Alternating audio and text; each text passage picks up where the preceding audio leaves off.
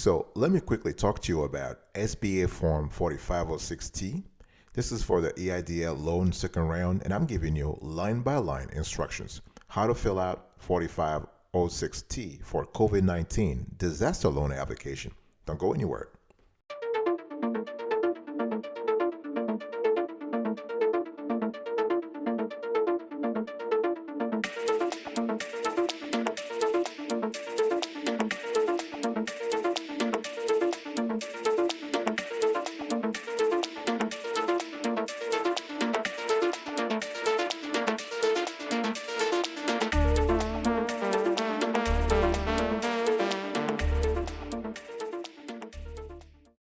Welcome back, folks, to another edition of the Awesome Sweetie Kiwi Show. How are you today? I hope you are doing fantastic. I'm doing marvelous if you were to ask me. And if you are doing as terrific as I am, go grab a cup of coffee or tea or vodka and let's roll.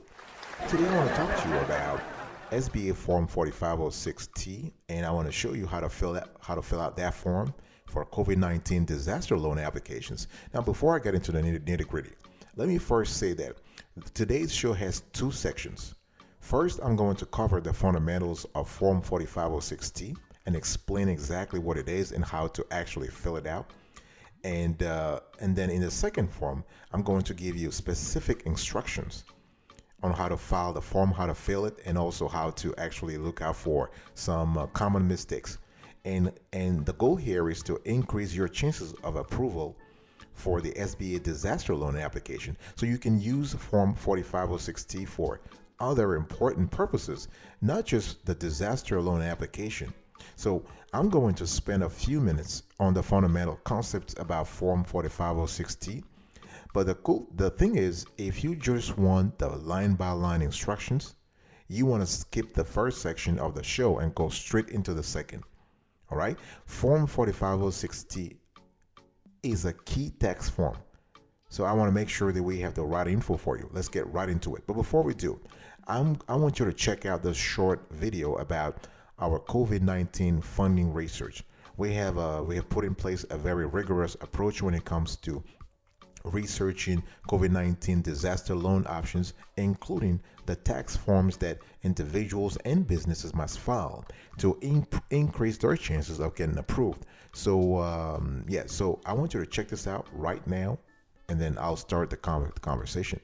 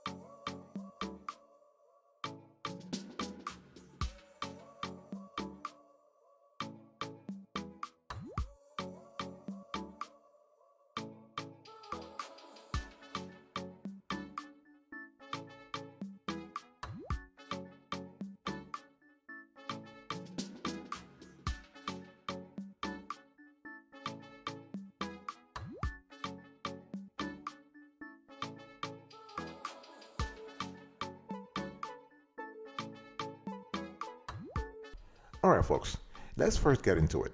Section number one, the fundamentals of Form 4506T. What is it? What is that form? Now, this is a transcript of your tax return for a given year. So it's not to be confused with Form 4506 and 4506 without the T. It's a copy of your tax return and differs in some key ways.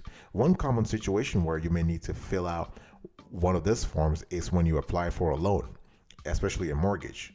You'll most likely have to fill out an IRS Form 4506T. Now, the thing here is that since April 2020, thousands of businesses have filed the form as part of their COVID-19 disaster loan application process, right? And the Form 4506T allows lenders to access your financial records from the past few years to verify your income with the IRS. In addition to helping your application, Form 4506T can help you yourself, the taxpayer, gain access to your own tax information when you need to fill out an accurate return or provide information to the IRS.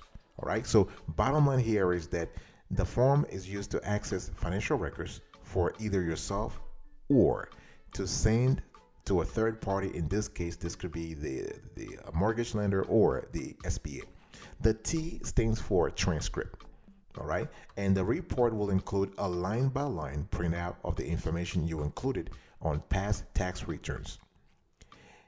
Why does the SBA require you to file Form 4506T? Very simple. This is part of your disaster loan application submission, right? That form authorizes the IRS to provide federal income tax information directly to the SBA. Although the form can be completed on the internet, you must print and sign the form, then submit it to the SBA.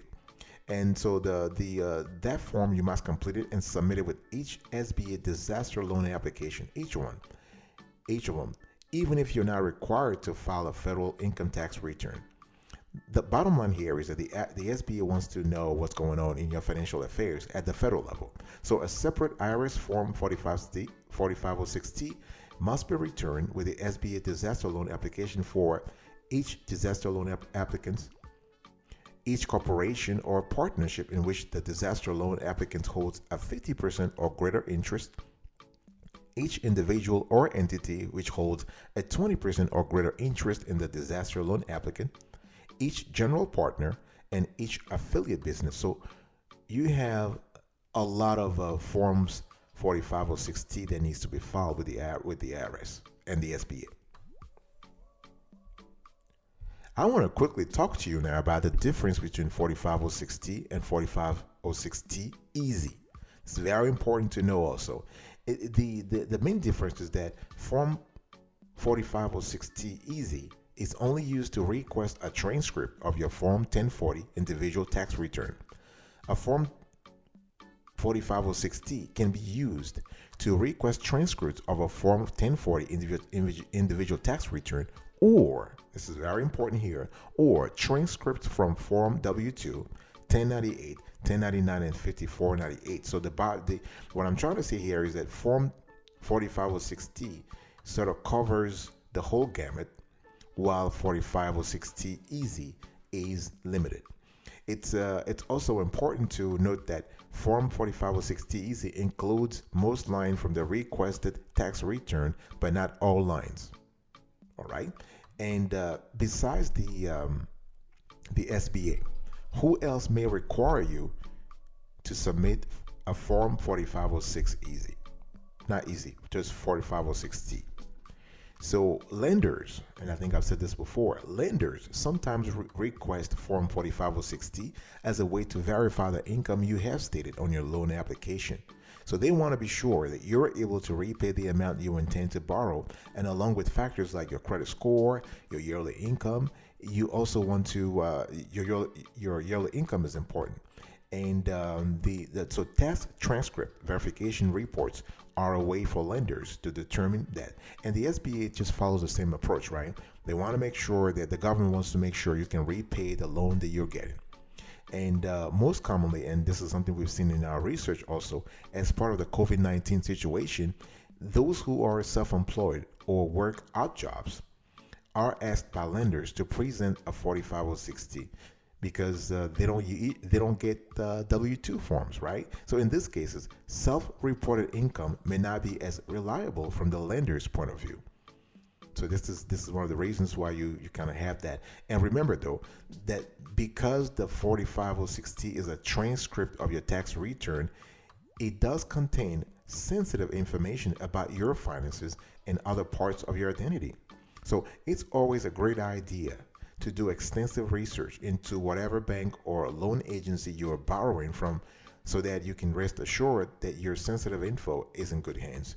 But when it comes to the SBA, you can be comfortable, you can be sure that everything is fine, your data is protected. But I was just talking earlier about when you have to borrow from a private lender. So before I get into the line-by-line instructions, I also want to cover something very important. And based on our research, a lot of prospective borrowers need to have that info. How long does it take to process Form 4506T? Depending on the way that you file your taxes, your transcript's availability date may vary. So in general, let's say if you file your taxes online, your Form 4506T will be available between 2 and 4 weeks. If you mailed in your tax returns, it can take up to 6 weeks.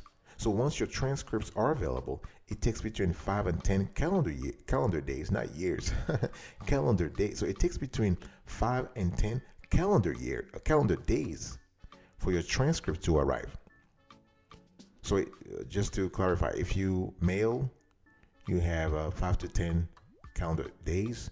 If you file online, you have 2 and 4 weeks. No, if you mail in the tax returns, it can take up to 6 weeks. But if you do it online, it can take between 2 and 4 weeks. Very simple. One thing I want to say here also is that if you have not paid your taxes in full, your transcript will not be available until after you have paid the full amount. So once you have done so, it generally takes an additional week before transcripts are available for order. So if you want to apply to the second round, the EIDL loan, you got to pay your taxes because that's the only way the IRS is releasing your transcript to the SBA. They won't do it if you're not in order, right? So this is kind of important to know. What are other ways you can access your tax transcripts? You can so in addition to filling out Form 4506T, you can choose to receive your tax return transcript electronically or by mail through. There is a link called if you go to the IRS website, there is a section called Get Transcript option. So when using the Get Transcript option, either by phone or mail, keep in mind that the primary taxpayer on the return must make the transcript request. You'll also need to access different information depending on whether you plan to receive your transcript electronically or by mail. All right. So if you want to receive the tax transcript electronically, so make sure that you actually set up a username and password on the IRS website when you create your account. All right. And before you can request the transcript, you will need your social security number, your date of birth, your filing status, and mailing address from your latest tax return, a valid email account that you currently have access to, your personal account number from a credit card, mortgage, home equity loan, home equity line of credit, or a car loan, and a phone number and account in your name. For the email, make sure that you actually put the IRS in the safe senders list so that the IRS mail is not, so the transcript doesn't end up in junk. You can also receive 4506T by mail. And so if you prefer a hard copy of a tax transcript, just request you have to request the info and make sure that you have your social or your TIN, your ITIN, your individual tax identification number, your date of birth, the mailing address from your latest tax return. Right? Remember, it's very important that the IRS does not call, email, or text requests to update your profile or reminders to access your transcript. If you do receive a message like this, do not respond. It is more likely a scam. All right? Very important. I'll be right back right after this. Don't go anywhere.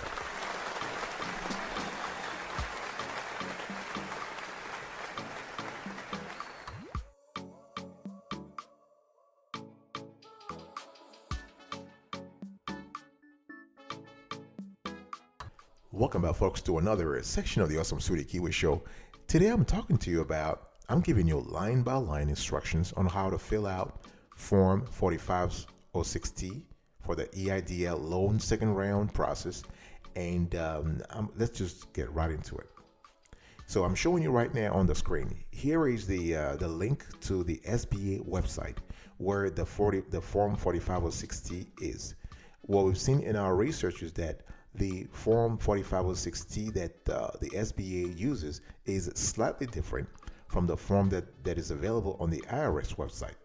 So the one that the IRS has doesn't name the US SBA on line 5A. So you want to go to the link we're currently showing you on the screen. We're also showing you right now a snapshot of that link, and we're showing you a snapshot of the Form 4506T, and it's entitled Disaster Request for Transcript of Tax Return. So let's go line by line. Line A, you have to enter your name or the business. Line B, enter the tax identification number, the social and or the EIN. Line 2A, if you file a joint tax return, enter the info for your spouse. Same thing for 2B. Line 3, just enter your current address. Very important. If the name is different, now that on the transcript being requested, enter the current name as well. Line 4, you want to enter your previous address in section 4 if different than the current address in section 3.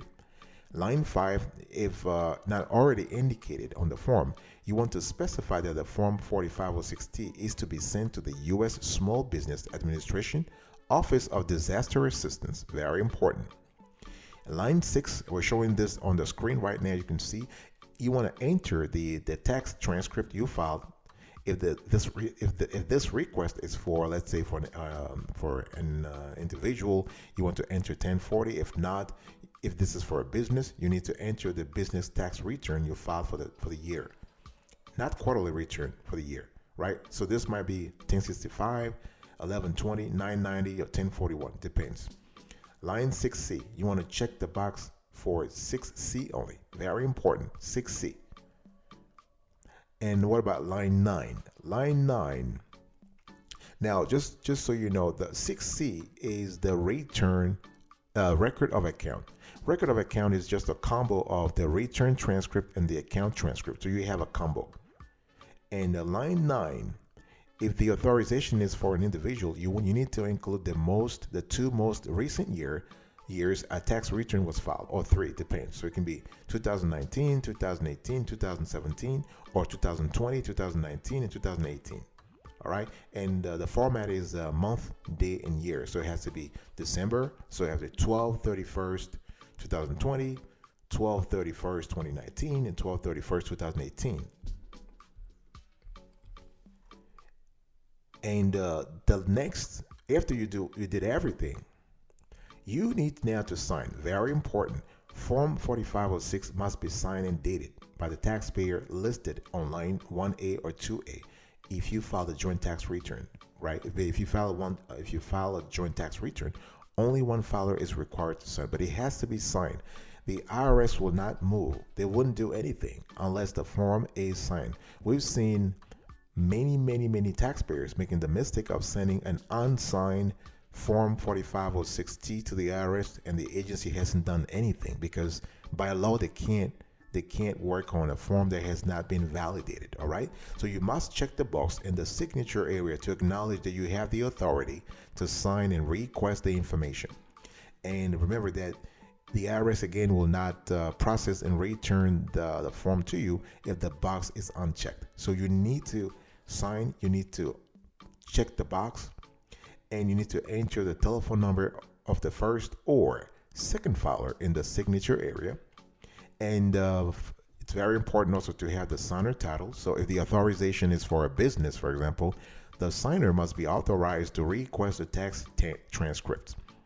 And so this is for the SBA and the IRS to have some contact information, a point of contact, somebody, a liaison to talk to about the loan. And examples of authorized representatives of a business might be the president, for example, the secretary, the treasurer, the VP, the vice president, the CEO, the chief executive officer, the CFO, the chief financial officer, the owner, the managing partner, the general partner, the limited partner, the managing member or trustee. Really depends on your organization and how the hierarchy is distributed among the between how the hierarchy is actually distributed within the company. All right. So where to submit your completed documents? You can actually submit the documents. You can mail them. Right now, it is possible in some cases to email the documents. You can also actually e-file. You can actually e-file. So you're telling the IRS to send the transcript to the SBA, and you can send the IRS electronic instructions. And but we've seen most people like to submit the completed documents via mail or email. So if you want to mail, you can mail to U.S. Small Business Administration Processing and Disbursement Center, and attention, the ELA Mail Department, P.O. Box 156119, Fort Worth, Texas 76155, or you can fax it to 202-481-1505, or you can email it to ela.doc@sba.gov. So we're going to put the whole address on the screen so you can see the three ways you can reach the SBA, either via mail, regular mail, via fax, or via email. Thank you for your attention. Really appreciate it. Once again, I will see you next time. But until then, remember, stay marvelous.